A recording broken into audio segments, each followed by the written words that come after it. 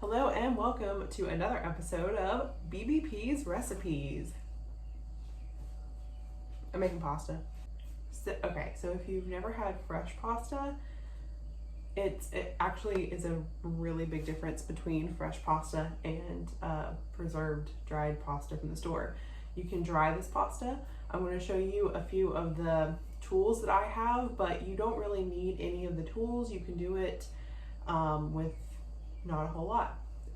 That's what I like about Italian cooking. I talked about how much I love Chinese cooking last time, but Italian cooking is almost the opposite of Chinese cooking. Like, I think with all the Chinese dishes that I know, it's just really complex, a lot of complex flavors, a lot of like really interesting ingredients, a lot of fermentation, things like that.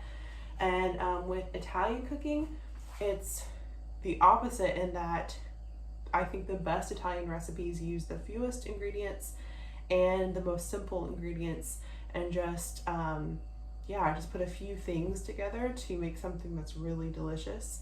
And somehow it's less about like building complex flavors and more about bringing out each flavor in a simple dish. So to do that, making your own pasta makes a huge difference in that like one ingredient in there. So we're gonna do that. First thing you're gonna need is just some parchment paper. Sometimes I do this on a silicone like baking mat, but I'm gonna be doing a big batch today. So I'm gonna just spread this out on as big of a space I have.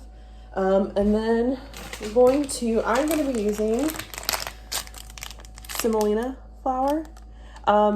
There are apparently different schools of thoughts on this. My Italian cookbooks actually don't call for this type of flour. They call for type 00 Italian flour, which is very different from this actually.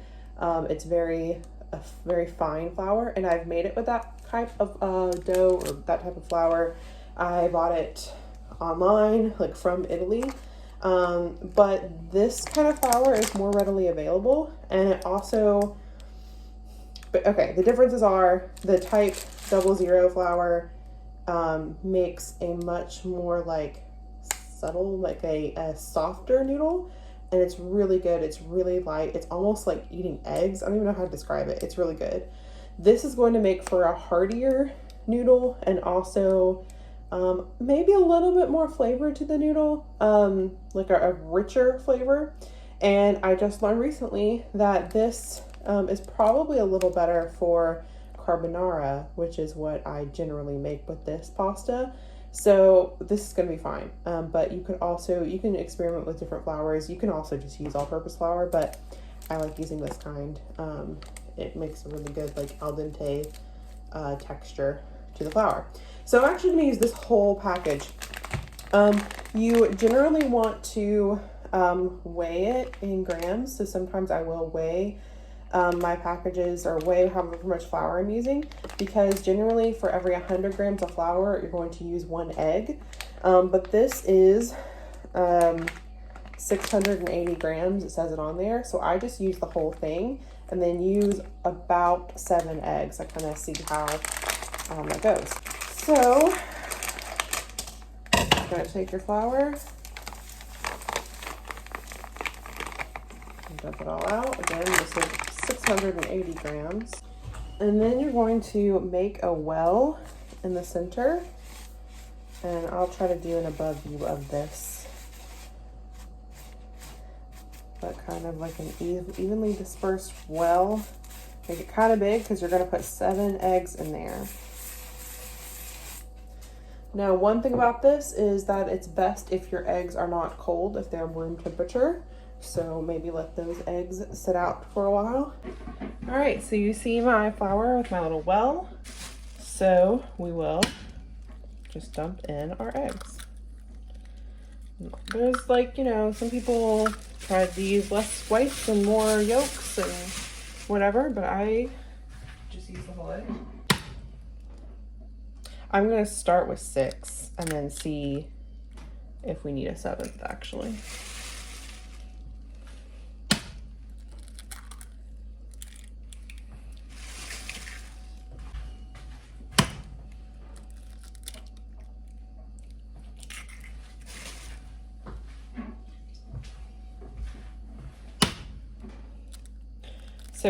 instead of doing this, this is like the traditional method, but you could just put this in a mixer if you wanted to. There are benefits to doing it this way.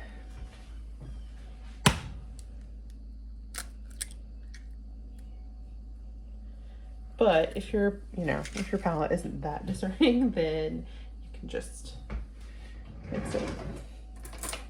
So just with a fork, first you're gonna kind of just stir these eggs, break in the yolks, and a little bit of the flour will get in there. I'm not the best at this.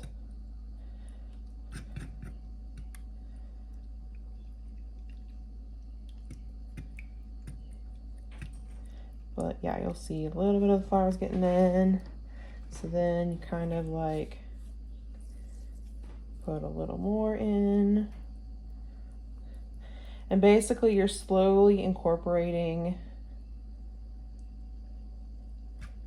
the flour.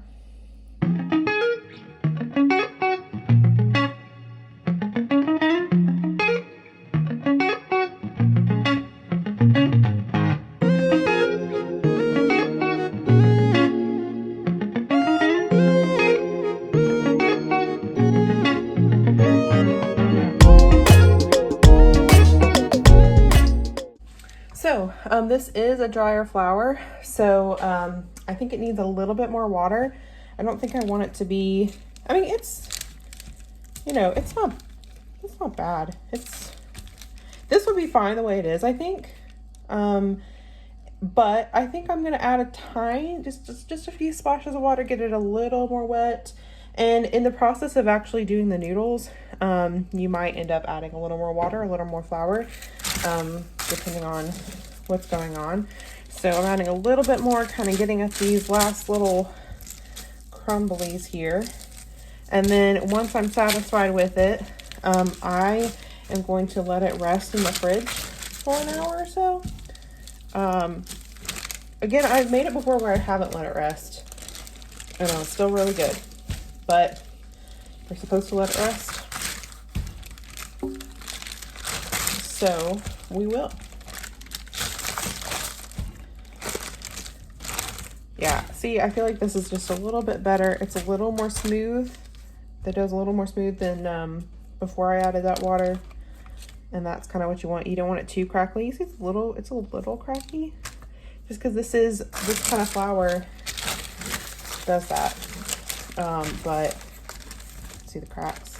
But I think this will be fine. So we're going to put it in the fridge for a couple hours. So now we have 6 balls, roughly 170 each. It does not have to be exact. This is just to make the process of actually making the dough a little easier, to have more manageable chunks. So from this point, working with each of these manageable chunks, you will make noodles. Now, if you do not have any kind of pasta maker, you can just roll these really, really flat, and then cut some noodles. But I will show you how I do it with a pasta maker. And then there are also attachments that you can use for your KitchenAid mixer. But yeah, I'll show you how it's done. So this is Frankie, my pasta maker. He is beautiful. He attaches to my counter with a clamp. Now my counter is a little weird, so he's not the best attached, but he'll still work. And I'll kind of show you what you do with him. So first of all, while we're working with 1 ball of dough, I'm actually going to dampen a towel and keep the rest of them in a damp towel, and probably in the fridge as well, just to make sure they don't dry out while I'm doing one. So you're gonna take your one that you're working with. One thing you're gonna want is some dusting flour. I have a special little thing that I use. It's unnecessary, but if you end up making this a lot, it might be helpful. A little shaker for your flour. This does not have semolina flour in it. This has like probably some of that fine Italian flour, but whatever flour will work, just so you can make sure it's dry. So while you don't want your dough to be too dry, you also need it to be kind of dry to feed through the pasta maker. Otherwise it will stick, and these aren't really meant to be cleaned, like they are not dishwasher safe and stuff. So get your ball of dough. You want to smush it down as flat as possible. Now, the good thing about making spaghetti, which is what we're gonna make, is that it's very forgiving. You don't have to have perfect shape, because I usually don't. If you're going to use the same dough to make something like ravioli, you need it to be more perfectly shaped. But we are gonna turn the pasta maker. It has different settings. We start with the lowest on 0. And you're gonna feed it through, this is hand cranked. You're gonna feed it through a few times, and we're gonna try to make a square piece of pasta dough so that we can feed it through. So obviously this is gonna be easier than hand rolling it out in many ways, because you need it to be quite thin, and that is very difficult to do by hand. So I'm going to get my roller though and roll it out a little bit. There's not too much I'm getting on the screen here, but you know, get a good flattening. And now I'm going to feed it through once on my 0 setting.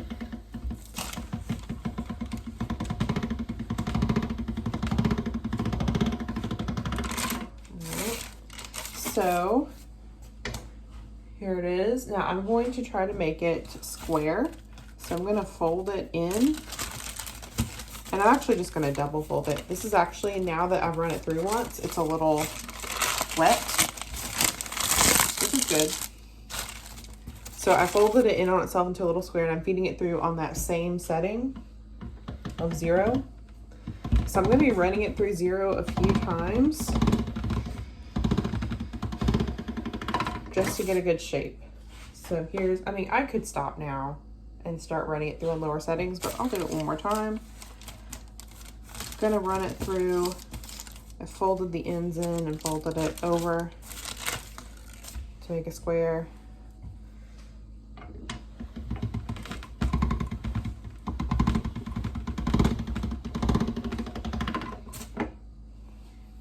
There's my shape. So at this point it's kind of tacky, so the next time I run it through, I'm going to dust it with some of this flour.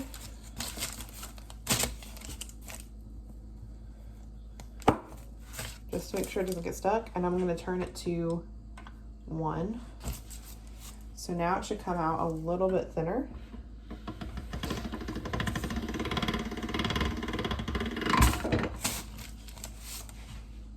There we go. Let's turn it to 2.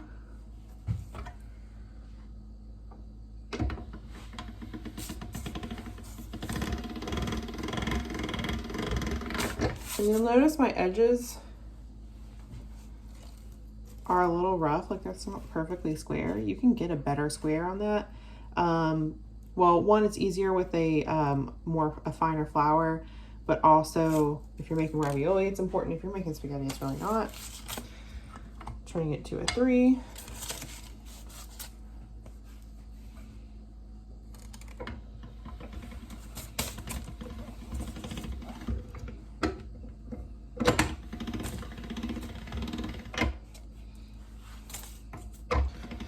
I sometimes work with the back of my hands because, I don't know, the front of my hand's too hot. And I don't know, I feel like it messes with it. We're on 4. And for spaghetti, for whatever noodle you're doing, you're generally going to about 5. When you're doing ravioli, you go to a 6, because if you think about it, if you eat ravioli, you're eating 2 layers of the pasta at once. So you need it to be a little thinner, otherwise it's too much pasta in the bite. So now we are going to 5, which will be our last layer. And I think I need a little more flour so it doesn't stick or fall apart. At this point, some people like to cut it in half to have less to work with. I generally don't cut it till a little later. So feeding it through on our last setting on 5.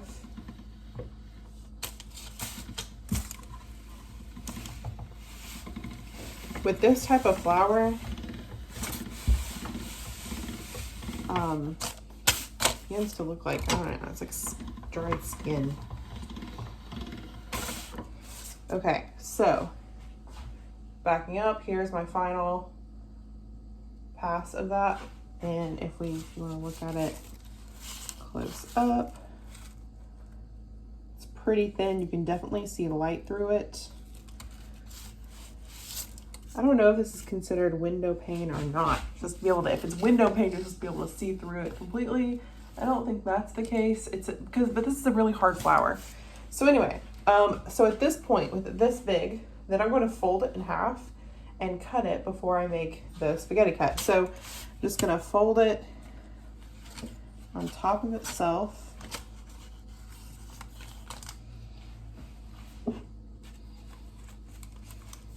And I just use kitchen shears. So it's folded in half. And I just use kitchen shears to cut it. Again, it does not have to be perfect for spaghetti. So now I have 2 pieces of the dough in a more manageable size. And this is what I'm going to use to cut my spaghetti. So if you cut it right now, you can stick it in a pot and boil it and have fresh spaghetti. Or if you want to dry it, you need to set up a place to dry your noodles. You can kind of put together any kind of rig that will work for you. I did purchase a specific tool. So this, let me back up. This is my spaghetti rack. I'll show you a closer up version of that in a second. So let me show you how to cut the spaghetti, and then I'll show you how to put it in the rack. So my spaghetti drying rack comes with this cool tool, which is just a way to lift the spaghetti. You can use a spoon, you can use whatever. If you don't have a machine, if you don't have a way to cut it, you can just literally cut this with a knife. So let me show you an example of how you might do that. So if you do not have a spaghetti maker, a spaghetti cutter, you might just do this with a knife. To do that, you have your dough. You might literally just go through, and I'm not going to do it this way, but I'm going to show you an example. Actually, probably a pizza cutter would work really well. You could use a pizza cutter and mine's going to be terrible. I do not do it this way because I'm incapable, but just cut yourself a noodle. Look how fat that one is. So you could cut that again, but so this is obviously uneven, so I'd probably cut that a little bit. But there you go. You could cut yourself noodles that way, but obviously I'm going to use an actual maker. All right, so if you're not hand cutting it, you're going to take your dough,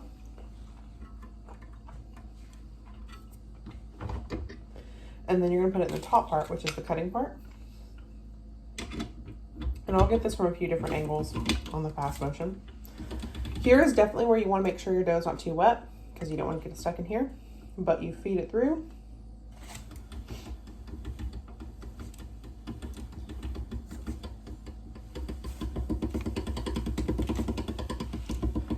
And you'll see it's spaghetti now.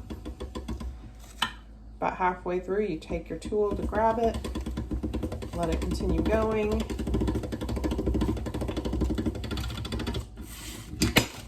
And there's your spaghetti, and you're gonna hang it up to dry. All right.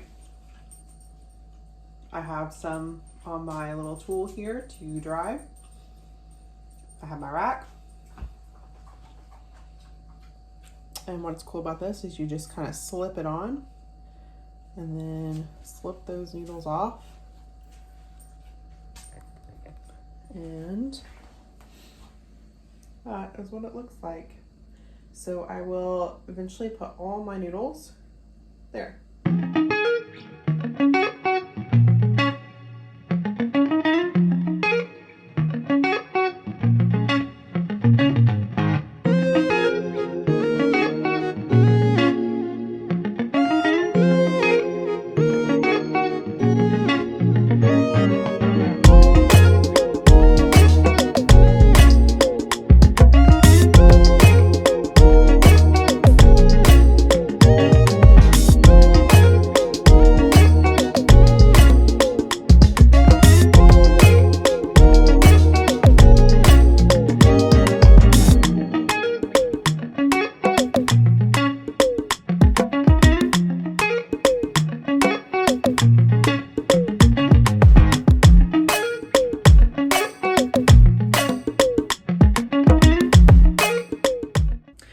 It's now been a day. I've taken my pasta off the rack and put it in this like airtight container.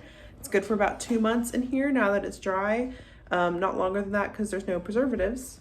You know, if you have it past that, it's probably fine, but they say they recommend about 2 months, and I'll show you what I make with it. We're making spaghetti carbonara. Normally, you should be using some pancetta, or if you're real fancy, some guanciale. I don't have that right now, so I'm just using some bacon and some sausage, just some pork. So bacon does work, that's what I normally use, but to be real honest, pancetta is way, way better. It's a significant difference, so use pancetta if you can. But if you can't, if you're wanting to make something simple at home, just use bacon. Or like me, this is the first time I tried it with some sausage. Our dried pasta will take no time to boil. It goes much more quickly than your preserved pasta. If you do it fresh, if you don't dry it first, if you just go straight from making it to boiling it, it will go even more quickly. So I'd say if you do it fresh, after about 2 minutes, start testing until it gets to the texture you want.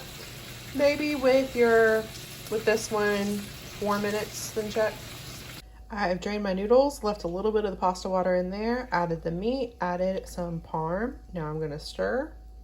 Point of order, this is way more meat than you should actually have in a carbonara, but I'm feeling hungry today. You would normally do just about like what I had of the bacon alone, not with the sausage.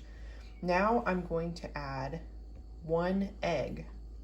I'm gonna quickly stir in that egg before it turns into scrambled egg. So I'm gonna put my camera down. I've added more Parmesan, so now I have this creamy sauce. I'm going to add some pepper, then I'm going to stick it in a bowl and get some garnish. And there we go, some basil and rosemary from my garden. You see a little bit of meaty chunks in there, gonna be a little less in the real version, but it's a creamy, eggy sauce with just a little bit of meat and pepper, and that's it. And some garlic, you know. So it's a simple dish, but having the handmade noodles makes it a lot better. I mean, it smells so good.